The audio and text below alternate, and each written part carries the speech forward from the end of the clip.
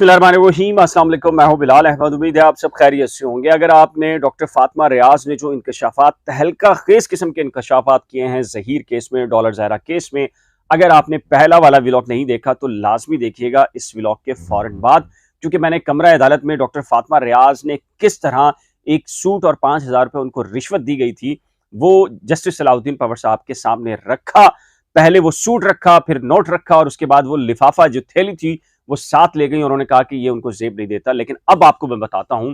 कि डॉक्टर फातिमा रियाज ने कमरा अदालत में मौजूद जो ज़हीर बैठा था, ज़हीर के साथ क्या मुकालमा किया, और उसके बाद किस तरीके से अब ये खदशात आ गए हैं कि मिसिस ज़हीर की जो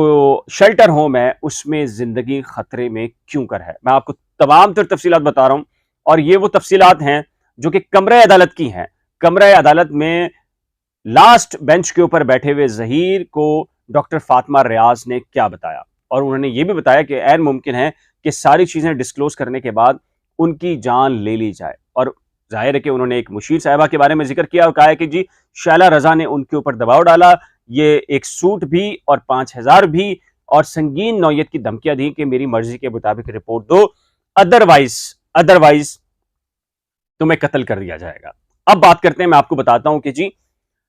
हुआ यह कि वो सुबह से मौजूद थी कमरे अदालत में, और वो ऑब्जर्व कर रही थी कमरे अदालत का माहौल, सारी चीजें, और वो सुबह 9 बजे से आकर बैठी हुई थी। और उन्होंने इस बात की ख्वाहिश का इजहार किया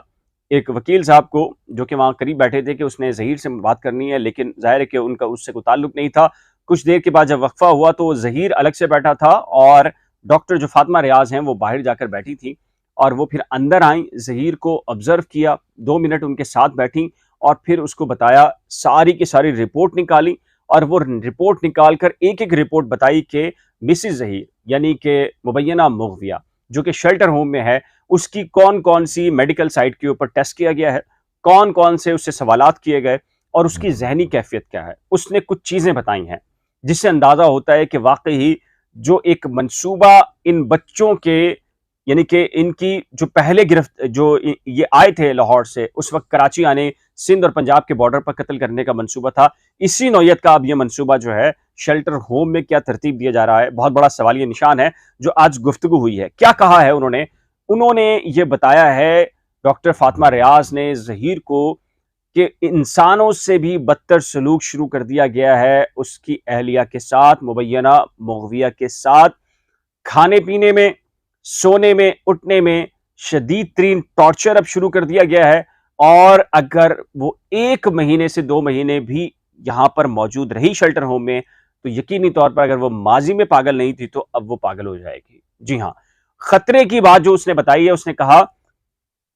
जिस तारीख को वो लाहौर से कराची शेल्टर होम लाई गई उस वक्त जो डॉक्टर्स का मुआयना था, वो रिपोर्ट्स भी उसने पढ़ी हैं डॉक्टर फातिमा रियाज ने। डॉक्टर फातिमा रियाज के मुताबिक, उन रिपोर्ट्स के मुताबिक उस वक्त वो नॉर्मल थी, लेकिन ज़हीर से अलहदगी के बाद, ज़हीर से अलग करने के बाद उसकी जो मेंटल हेल्थ है वो रोज ब रोज खराब हो रही है, बिगड़ रही है। वो हर वक्त ज़हीर का जिक्र करती है और ज़हीर से मुलाकात की ख्वाहिश का इजहार करती है। इसके साथ ही जो बड़ा अहम मामला है वो ये है कि जी जो रिपोर्ट्स और टेस्ट कराए हैं, वाकई ये बताया गया है कि उसकी जहनी हालत उस तरह नहीं है जिस तरीके से एक नॉर्मल इंसान को होना चाहिए। क्यों? उन्होंने ये भी सजेस्ट किया है अपनी रिपोर्ट के अंदर कि उस लड़की को ज़हीर के साथ अगर 3 महीने रहने दिया जाए तो वो लड़की आज भी नॉर्मल हो सकती है। लेकिन डॉक्टर साहिबा ने वहीं पर ज़हीर को एक और रिपोर्ट्स भी दिखाई है। वो रिपोर्ट्स है डॉक्टर फातिमा रियाज साहिबा की अपनी यूरिन का जो उनका टेस्ट था, उस यूरिन टेस्ट की। उन्होंने कहा कि जब वो वहां पर शेल्टर होम में गई मुआयना करने के लिए और उनको एक चाय पेश की गई, उस चाय में क्या था ऐसा जिसकी वजह से उनकी हालत खराब हुई, और वो बहकी बहकी चीजें और ऐसे इकदाम करना शुरू किए जो नॉर्मल इंसान नहीं करता। लेकिन चूंकि वो डॉक्टर थी तो फौरी तौर पर उन्होंने असिस्ट किया, अपने आप को कंट्रोल किया, संभाला, और फौरी तौर के ऊपर उन्होंने आगा खान से वो टेस्ट करवाए कि आखिर माजरा क्या है। तो पता चला कि 5 अकसाम की ड्रग्स उनको दी गई ताकि उनकी जहनी सेहत को ही खराब कर दिया जाए। यानी उन्हें खुद इस केस के अंदर, चूंकि वो अपनी मर्जी की रिपोर्ट बनाना चाहती थी, जो फैक्ट्स थे और उनकी मर्जी की नहीं थी, तो उन्हें ही खुद पागल करार दे दिया जाए और अब आप अंदाजा लगा सकते हैं कि जो इंजेक्शन, टीके और सारी चीजों के इल्जामात उस तरफ से लगते थे, ये क्रिमिनल माइंडेड लोग इस वक्त जो डॉलर्स की पैदावार हैं और डॉलर्स के ऊपर चल रहे हैं, एक नहीं दो नहीं, आपको मैं कई सबूत आपको दे चुका हूं और आपको बता चुका हूं। और अब तो ये हालत है कि अंदर से खुद उनकी आवाजें आ रही हैं, एक दूसरे के खिलाफ डॉलर्स के ऊपर लड़ रहे हैं।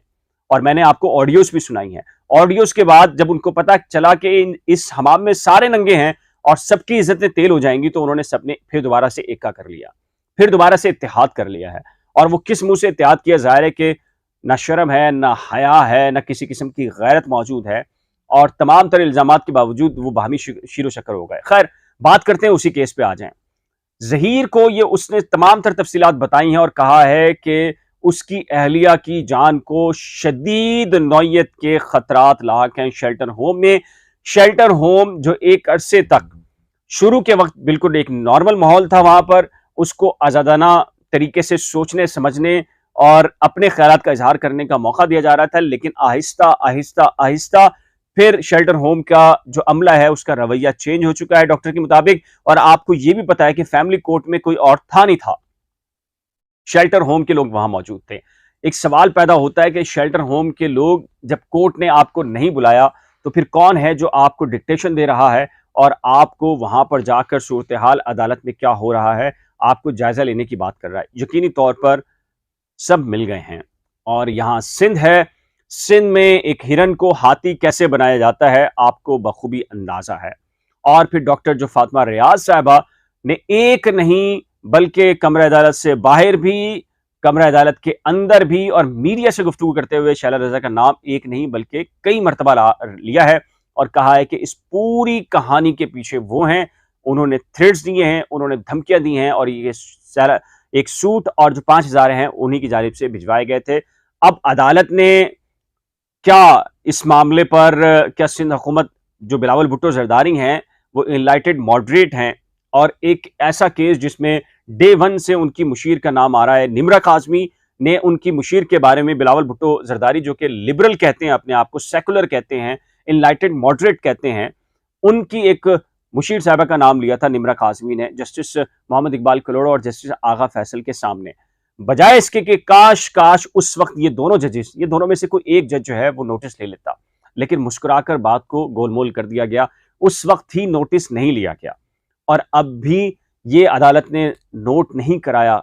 अब ऐन मुमकिन है तहरीरी फैसला आए तो उसके अंदर तमाम तर जो है जज साहब ये फैक्ट्स लिख दें कि डॉक्टर साहिबा ने क्या बयान किया है, क्या बात की है और किसके ऊपर इल्जाम लगाया है। ये सारी की सारी चीजें आ जाएं तो रिकॉर्ड के ऊपर आ सकती हैं। लेकिन ये मैं फिर कहता हूं, ये सिंध है और सिंध में आपका स्वागत है। ये सारी चीजें जो मैनिपुलेट तरीके से वकार भट्टी द न्यूज के रिपोर्टर उन्होंने बयान कर दिया था कि मेडिकल बोर्ड भी एक फैब्रिकेटेड है, जाली था, उसकी रिपोर्ट भी जाली है, हकीकत में उस लड़की की उम्र 17 साल है और अब पता चल गया है कि उस लड़की की जिंदगी इनको प्यारी हरगिज नहीं, अना, जिद और डॉलर्स की चमक है, जिसकी वजह से वो चाहते हैं कि इस बच्ची की जिंदगी का जो जिंदगी का बाब है उसको खत्म कर दिया जाए। ये मजलूमियत की जो बात की जा रही है ये ढोंग के अलावा कुछ भी नहीं है। आज जो कुछ हुआ है, जो फातिमा, जो सरकारी सतह पर आ गया है मामला, उसके बाद आप क्या कहेंगे? अपनी कीमती राय का इजहार नीचे दिए गए कमेंट सेक्शन में जरूर तय कीजिएगा। एक नए व्लॉग के साथ जल्द मिलेंगे, लेकिन जाने से पहले एक रिक्वेस्ट कीजिए, अगर आपने करंट अफेयर्स विद बिलाल और नई खोज को अभी तक सब्सक्राइब नहीं किया तो बराए करम सब्सक्राइब, वीडियो को शेयर, लाइक और बेल आइकन को लाजमी प्रेस कीजिएगा। खुदा हाफिज।